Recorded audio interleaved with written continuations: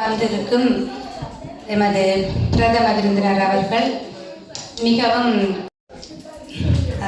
நேரம் அவர்களுக்கு நேரமே இருக்காது என்றால் நினைக்கின்றேன். ஏனெனில் இங்கு ஒரு திருக்கோயில் எழுவதற்கு காரணமாக இருந்த மூலகர்த்தா அவர்களாவார். எமது மதத்திற்குரிய மயில்வாகனம் வீரவாக்கு அங்கள் அவர்களும் ரத்னேஸ்வரி அன்றி அவர்களும் தற்போது எமது முருகன் கோயில் எதிர்வரும் மாதம் 26ஆம் தேதி அளவில் 6 நாட்கள் தொடர்ந்து கும்பாபிஷேகம் காண இருக்கின்றது.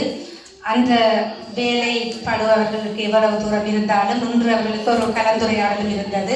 அதனை அவர்கள் தாமதமாக்கி போஸ்ட்போன் செய்தால் வந்திருக்கின்றார்கள். அவர்களுக்கு மிகவும் முதற்கண் எனது நன்றிகளை தெரிவித்துக் கொள்கின்றேன்.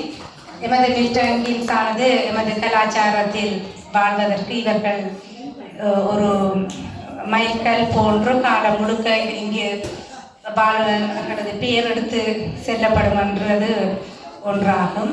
இவர்களின் பின் தான் எல்லாருமே நாங்கள் பயணிக்கின்றோம்.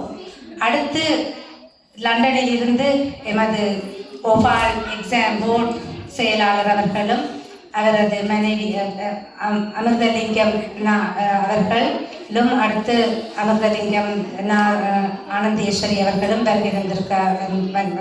வந்திருக்கின்றார்கள்.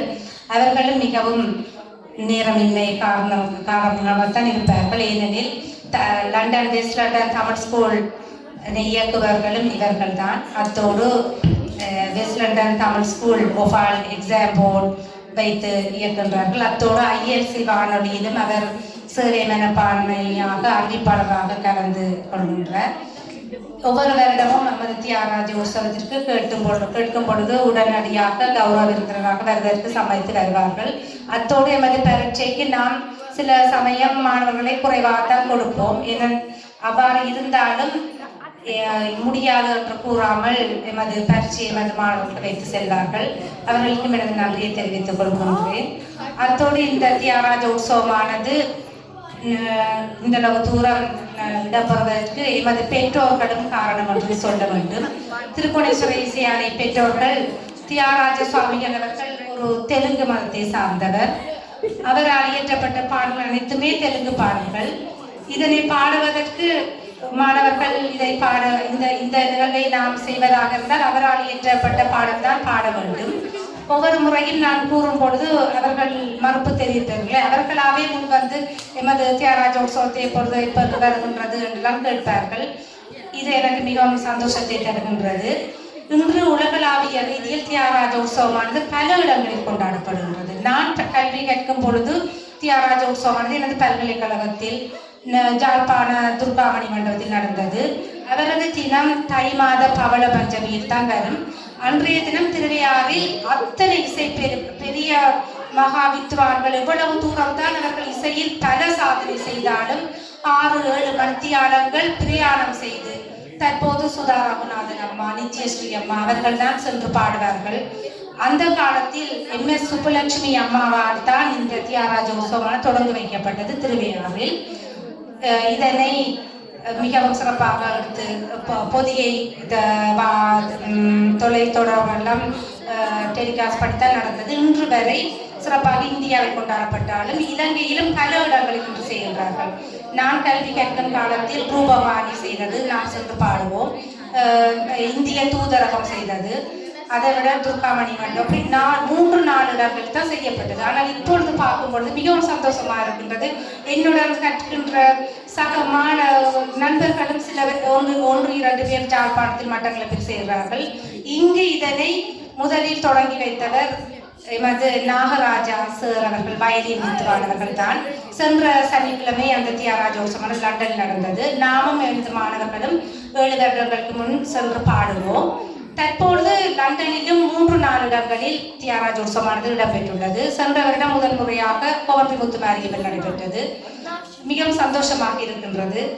இறைவனை கண்ட மகரிஷியை நாம் கொண்டாடுவதனால் எமது இசைக்கலையும் வளர்ந்து எமது இளம் சமுதாயத்தினருக்கும் இது சென்றடைய வேண்டும் என்பதே எனது நோக்கமாகும். ஏனெனில் நான் பாடும் பொழுது எனது பல்கலைக்கழக எனது குருமார் அவர்களின் பின்னர் தான் பாடித்தான் இந்த அளவு தூரம் ஊறி விட்டோம். இதே போன்று நாம் எமது நால்வர்களின் விழாவையும் ஒரு காலத்தில் கொண்டாட வேண்டும் என்பது எனக்கு மிகவும் ஒரு 7-8 வருடமாக எனக்கு அந்த எண்ணம் இருக்கின்றது. அவர்களை வாழ்வில் மறக்க முடியாது. ஏனெனில் எமது பண்டிசையை வளர்த்தவர்கள் இதற்கு முன்னர் வந்தவர்கள்.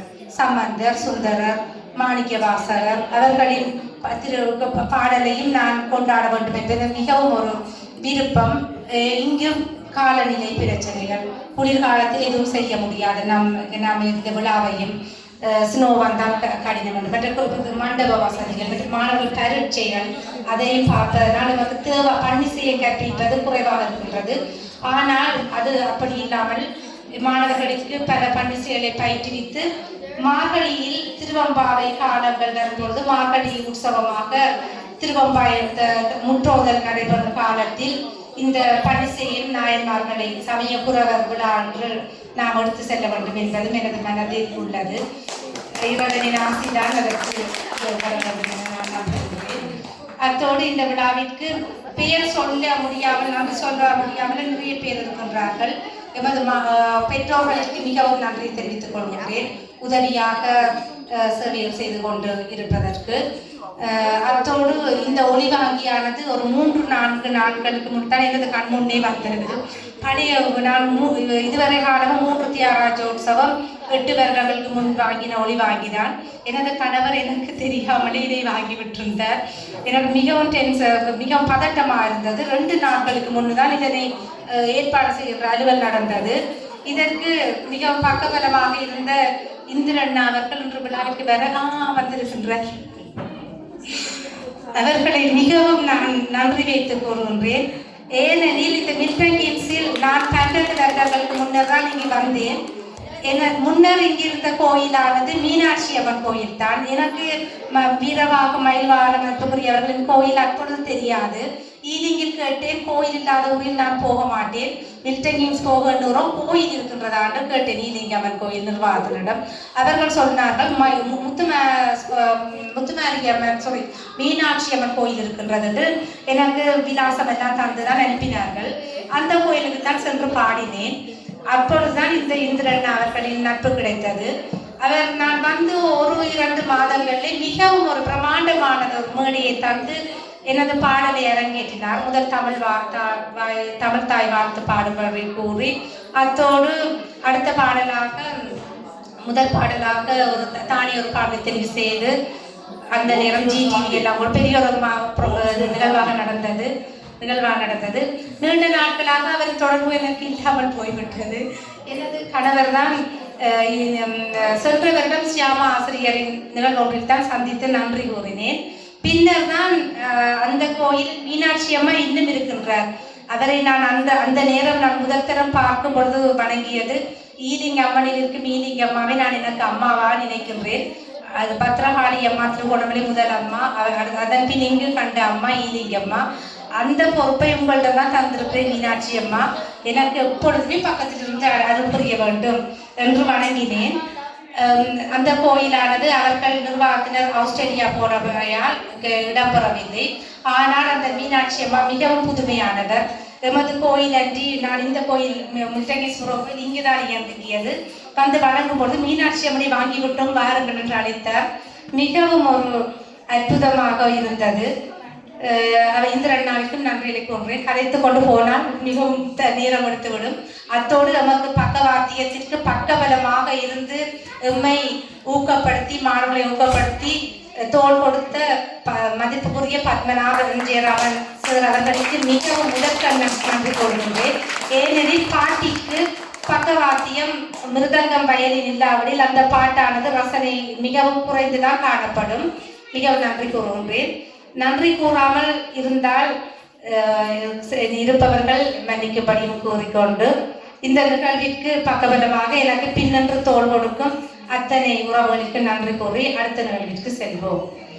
பழைய மாணவர்கள் வருகை தந்ததற்கு மிகவும் நன்றி. மீண்டும் எமது டிப்ளமா எடுத்து சென்ற மாணவர்கள் வந்து இணைய வேண்டும் என ஆவல் வருகிறேன். அடுத்த வருடம் நடைபெறும் என நான் நினைக்கின்றேன். ஒரு மாணவருக்கு நேற்றைய தினம்தான் எனக்கு தொடர்பு கொண்டார். அவருக்கு 2 மாத குழந்தை இருப்பதனால் தான் வந்து பாடுவது கடினம் என்றால் அவர் கோவன் ரிமூவ் பண்ணினார். தற்போது மில்டெங்கிஸ் இருப்பதாக அறிந்தேன். அடுத்த வருடம் அவர் வந்து பாடுவார் என நான் நம்புகின்றேன். லாவண்யா அவர்கள் அவர்